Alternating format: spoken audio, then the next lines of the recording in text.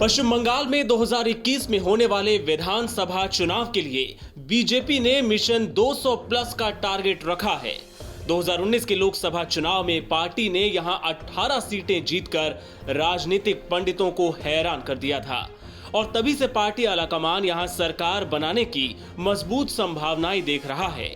Party के चाणक्य कहे जाने वाले अमित शाह लगातार बंगाल के दौरे कर रहे हैं, लेकिन आंकड़ों के लिहाज से देखें तो बंगाल में बीजेपी की राह आसान नजर नहीं आती। ये जरूर है कि 2014 के लोकसभा चुनाव के बाद से बीजेपी का ग्राफ सूबे में चढ़ता रहा है, लेकिन दूसरी ओर तृणमूल कांग्रेस भी हर विधानसभा और लोकसभा चुनाव में अपनी परफॉर्मेंस को बेहतर करती रही है।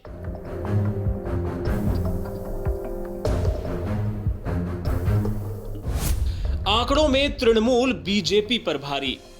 साल 2019 के लोकसभा चुनाव के आंकड़ों को ही ले लीजिए, जब प्रदेश की 42 में से 18 सीटों पर बीजेपी को जीत हासिल हुई थी और 40.64% वोट मिले थे। उसी चुनाव में टीएमसी को 22 सीटें और 43.69% वोट हासिल हुए। 2019 का लोकसभा चुनाव प्रधानमंत्री नरेंद्र मोदी के नाम पर लड़ा गया था, तब भी बीजेपी तृणमूल से 4 सीटें और 3% वोट पीछे थी। ममता का जादू पड़ जाता है भारी। बंगाल में बीजेपी के लिए दिक्कत यह भी है कि विधानसभा चुनाव में उसकी परफॉर्मेंस यहां गिरती रही है, जबकि तृणमूल के प्रदर्शन में सुधार होता रहा है।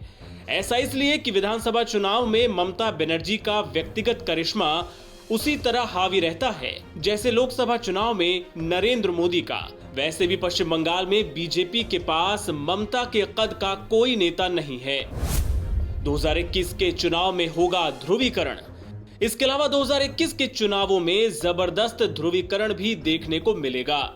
नागरिकता संशोधन कानून और एनआरसी का मसला, कोरोना के मसले पर केंद्र और राज्य के बीच खींचतान और ममता सरकार पर अल्पसंख्यकों के तुष्टीकरण का आरोप, ये ऐसे मुद्दे हैं जो विधानसभा चुनाव में निश्चित तौर पर हावी रहेंगे। अल्पसंख्यक मतदाता टीएमसी के पाले में। पश्चिम बंगाल में 27% अल्पसंख्यक मतदाता हैं और उनके बीच तृणमूल का जबरदस्त वोट बेस है। सीए और एनआरसी की बहस अभी बरकरार है। ऐसे में माना जा रहा है कि अल्पसंख्यक मतदाता ममता के पीछे मजबूती से खड़े होंगे। हालांकि मुस्लिम वोटों की दौड़ में एआईएमआईएम के असदुद्दीन ओवैसी भी लगे हुए हैं, लेकिन बिहार की सियासी तस्वीर को देखने के बाद बंगाल के मुस्लिम मतदाता उन पर कितना भरोसा जताएंगे, ये देखने वाली बात होगी। एनबीटी ऑनलाइन की रिपोर्ट।